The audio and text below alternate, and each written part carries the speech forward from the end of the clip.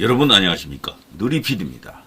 자, 어느덧 유력 대선 주자가 된 김문수 전 경기지사, 고용노동부 장관보다는 경기지사 타이틀이 훨씬 더 가치 있는 겁니다. 자, 그런데 이분이 말이죠, 최근에 들어와서 뭐 여러 가지 이제 뭐랄까 이슈의 중심에 이제 쓰고 있다라고 보여지는데, 논란도 같이 들어왔죠. 논란도 김문수로 과연 중도 확장이 되겠느냐, 이길 수 있겠느냐라는 거죠. 그리고 최근에 했던 발언 가운데 이준석도 뭐 품는다 이런 발언 때문에 지금 우파 진영 안에서 발칵, 특히 우파 유튜브 안에서 난리 났죠. 뭐 그런 등등. 그리고 이제 부정선거를 바라보는 인식이 어떠냐 이런 것 가지고 뭐 지금 김문수를 일종의 검증하는 시간 같습니다. 김문수 이분은 사적으로 뭐 도덕적인 뭐 문제로 털 게 아무것도 없거든요. 뭐 부정축제라든가 뭐 어쨌거나 그런 어떤 더러운 짓하고는 아무런 연관이 없는 인물이다 보니까 털 수 있는 것은 오직 이제 어떤 정치적 행위, 그리고 역사관, 뭐 이념 이런 것밖에 없는 거죠. 그런 것은 이미 다 드러나 있습니다만 지금 상당히 이제 큰 이슈가 되고 있어요. 김문수 본인 스스로도 요즘 최근에 행보를 보게 되면요, 젊은 층에 아무래도 좀 취약 지대로 이제 여기고, 이 이제 2030들을 공략하기 위한 여러 가지 정책을 지금 준비 중에 있고, 그걸 지금 어필하려고 노력하고 있는 건 사실이죠. 젊은 층만 어느 정도 화답해 주면은 충분히 이재명하고 1대1 대결에서도 이길 수 있다라고 보고 있죠. 전문가들도 그렇게 봅니다. 2030들이 압도적으로 지지를 안 하더라도 평균 쪽보다도 조금 미치지 못하는 수준으로 평균에 약 한 70% 80% 정도, 그 정도만 지지해줘도 충분히 승산이 있다라고 보는 거죠. 그래서 요즘 2030 청년 여기에 지금 올인하고 있는 김문수 후보인데요. 자, 이분이 말이죠, 채널 A에 나가서 중요한 이야기를 다 했습니다. 아주 일목요연하게 이제 정리된 게 있고 해서요. 저도 들어봤고, 그리고 이제 그 소위 이제 이준석 이야기를 비롯해서요, 여러 가지 논란이 됐던 것을 본인 스스로 설명 혹은 해명하는 이야기들이 있습니다. 해명이라기보다는요, 들어보면 다 이해가 되는 이야기들이죠. 한번 들어보세요, 여러분이 직접. 김문수, 이재명 꺾을 수 있다면 누구라도 빅텐트로 이렇게 모셔야 된다, 이런 이야기입니다. 이재명이라고 하는 적을 놔두고 이재명에 반대하는 모든 제세력을 일단은 다 연합을 해야지만이 이길 수 있다라고 보는 거죠.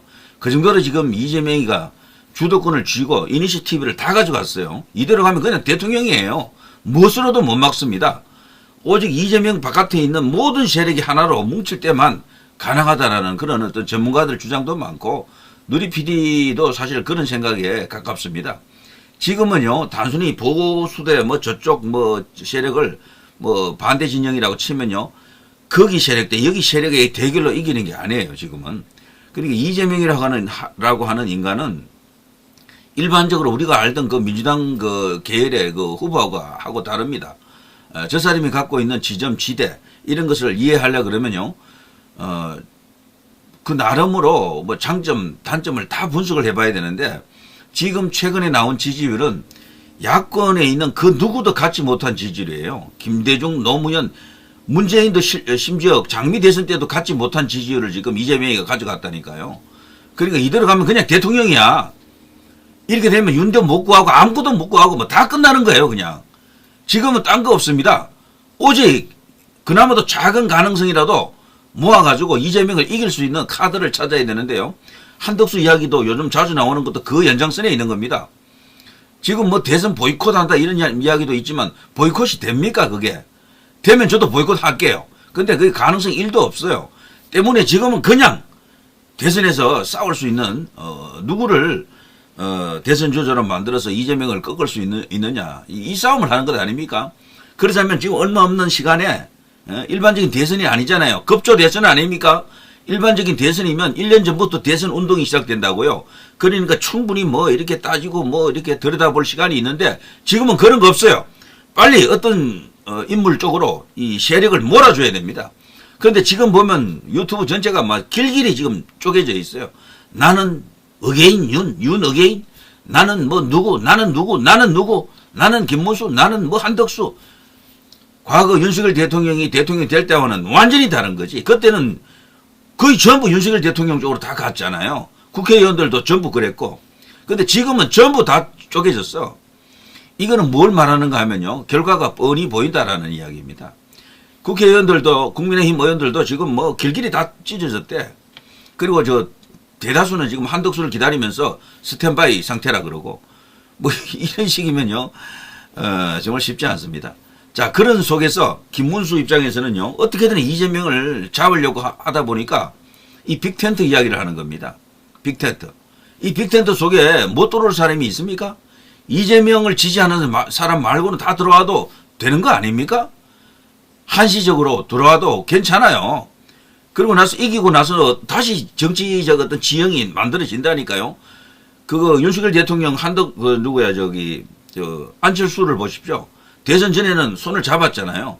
대선 끝나고 나니까 뭐 한 번도 뭐 만나서 밥 먹은 적도 없는데 뭐 그렇게 되는 겁니다. 그러니까 대선 때는 원래 합치는 겁니다. 그런 식으로 무조건 단일 대우를 만드는데 가장 큰 확장성을 갖고 거대한 빅텐트를 만들어야 됩니다. 거기에 들어올 수 있는 사람이 누구냐 뭐 등등 여러 가지 어떤 그런 관점에서 보면서요. 지금은 등 따시고 배부르는 이야기 할 때가 아닙니다. 그리고 이쪽이 이기고 있는 게 아니에요.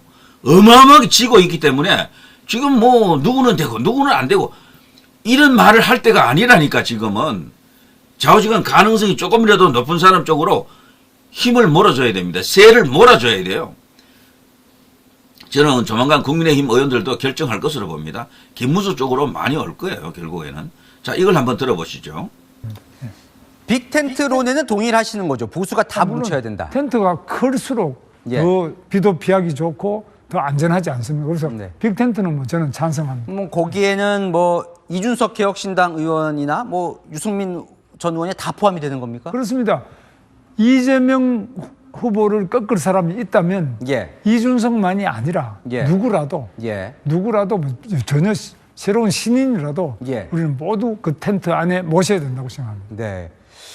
좀 이제 얘기들 많이 좀 궁금해하는 대목들이 있을 것 같아서 혹시 우파 진영 일부에서 이 부정선거 의혹을 계속 제기를 하는데 혹시 좀 부정선거 의혹에는 좀 동일하시는 편이신가요? 부정선거 의혹 자체가 검증돼서 나온 건 아주 몇 개 안 됩니다. 그러나 그럴 가능성에 대해서 문제를 제기할 때는 우리 공무원들은 누구라도 문제를 제기할 때는 그것이 아니다는 것을 입증해서 보여줄 책임이 있습니다. 그래서 이것이 공무원들이 민원을 대하는 기본인데 이번 선관위는 그런 점에서 많은 집단 민원이라고 그러죠. 여러 사람이 문제를 제기하고 그 상당한 합리적인 근거가 있다 싶은데 그런 것들을 충분하게 검증하고 또 잘 민원을 제기하는 분들한테 보여주고 함께 검증하는 이런 과정이 좀 부족했어요. 그럼 더 해야 된다.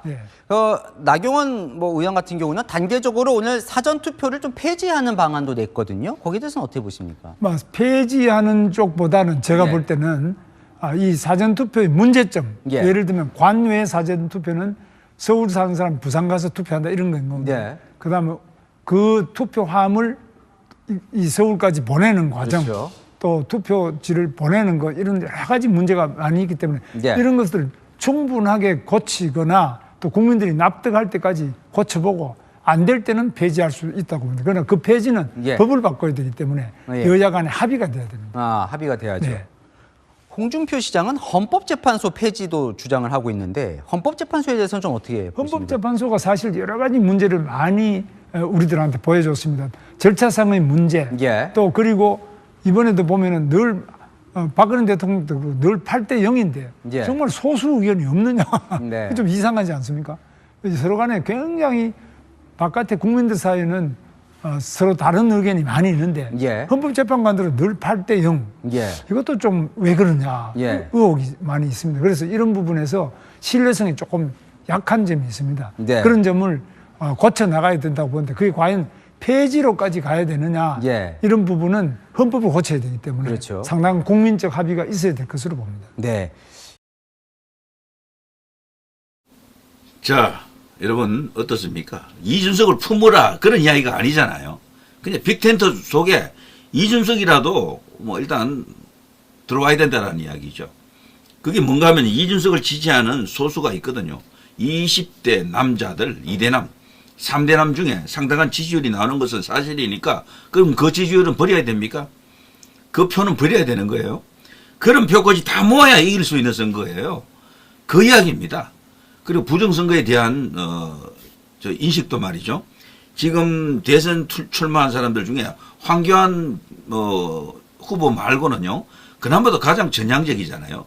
부정선거에 대해서 충분히 어떤 의혹이 있다는 걸 인정하고요.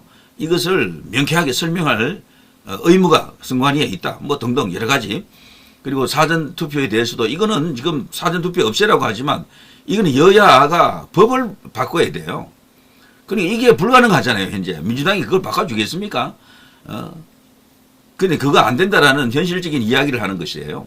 그렇지만 바꿀 수 있으면 바꾸겠다라는 거죠. 그건 바꿀 힘이 이쪽에 없는 거예요. 그걸 바꾸려고 하면은 국민의힘으로 대표되는 이 세력이 151석 이상을 가져야 됩니다. 거기서 무조건 과반이 되어야지만이 법을 바꿀 수가 있거든요. 법에 지금 나와 있는 걸 그냥 못하게 한다라는 것도 말이 안 되잖아. 그러니까 분명히 문제가 있다라는 걸 인식을 했고요. 선관위에 대해서도 그렇고 헌재에 대해서도 8대0, 8대0 두 번 탄핵 결과가 나왔는데 이건 의아스럽다. 인정할 수 없다라는 이야기죠. 전혀 문제되는 어떤 그런 발언을 한 게 없습니다. 오히려 더 현명한 그러면서도 이길 수 있는 방정식을 지금 제시하는 거죠. 지금은 빅텐트 아니고 어떻게 합니까? 도대체가. 지금 우파들이 그동안 계속해서 분열로 망하고 있었는데 이번에는 정말 이 어지러운 상황 속에서도 그야말로 빅텐트를 만들어서 이재명을 꼬꾸라뜨려야 됩니다. 이 빅텐트 속에는 한덕수도 들어와야 되고 제가 죄송합니다. 이런 말해서 유승민도 들어와야 되고요. 저기 이준석도 들어와야 됩니다. 그리고 끝나고 나서는 다시 갈라지게 되어 있어요. 어차피 정치적 노선이 같지 않다니까. 그렇지만 일단 이겨놓고 봐야 될 거 아닙니까? 그 이야기입니다. 여기 보면요. 이 댓글도 제가 있는 그대로 지금 보면요. 대의를 위해 뭉쳐라. 그리고 최근에 이제 김문수가 했던 이야기, 자신의 그 캐치프레이즈인데요. 청렴하면 영생할 것이고, 부패하면 적사할 것이다. 청렴하면 영생, 부패하면 적사. 이걸 과거에 그 선거할 때도요. 주요한 캐치프레이즈로 많이 활용을 했다라고 합니다. 지금도 마찬가지고요. 그리고 최고의 다양한 경력으로 최강 후보입니다. 지지한다라고 하고요. 김문수 꼭 대통령 된다. 응원하고 있다. 위기의 대한민국을 굳건히 일으켜 세우실 최고의 지도자는 김문수 전 장관. 열렬히 지지하고 존경한다. 평생을 청렴하게 살아왔고 노동자와 국가를 위해 몸바치신 분이다. 이재명과는 비교 불가. 천지 차이. 선과 악의 비교. 그렇죠. 이걸 지금 두드러지게 만들어야지만 이재명을 잡을 수 있는 단초가 만들어지는 거죠. 오롯신 말씀. 지금은 가장 최선의 후보를 찾는 게 중요하지 분열만큼은 안 될 일이죠.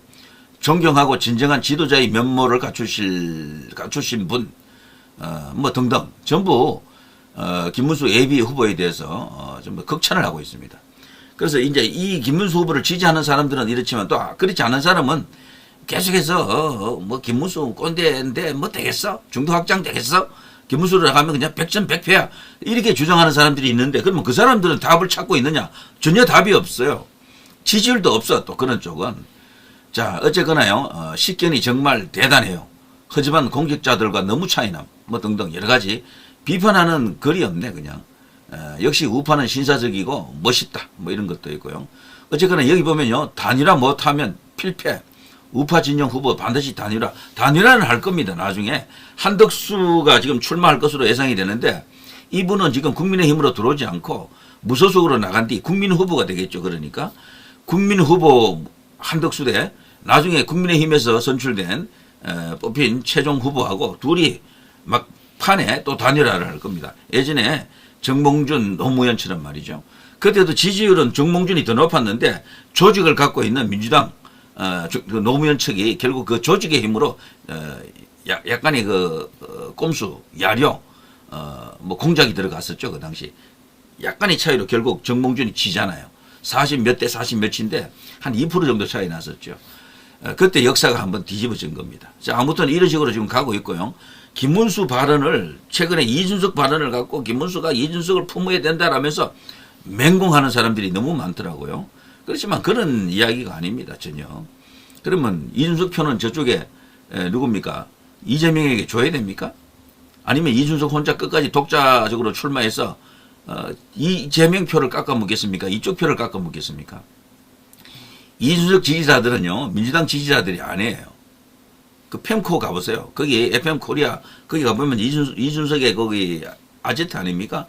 그 사람들 민주당 지지 안 해. 다만 이쪽 안에서 국민의힘 안에서도 다른 목소리를 갖고 있었던 거죠. 때문에 그 표를 저쪽으로 보내면 안 돼요. 당연히 끌고 와야지 이쪽으로. 김문수 예비 후보가 이야기한 것은 바로 그걸 말합니다. 빅텐트라고 하는 것을 잘 이렇게 이해하시고 잘 받아들여야 됩니다. 이것 없으면은 뭘로 지금 이재명하고 맞서 싸울 수가 있습니까? 그냥 아예 처음부터 그냥 지고 들어가는 거예요, 그냥. 그건 아닐 겁니다. 이길 수 있는 가능성이 커요. 이번 선거는요, 지금 이재명이 압도적인 것처럼 보여도 약점이 많은 인물이다라고 하지 않습니까? 전라도에서 충분히 흔들 수 있는 기반도 있고, 그리고 2030 특히 남성들 많이 일어났고요. 예전하고 다릅니다. 충분히 해볼 만하다. 이 단일화만 잘 하게 되면은 이긴다. 그런 어떤 확신도 어느 정도 들어가죠. 자, 누리 PD 김준희였습니다.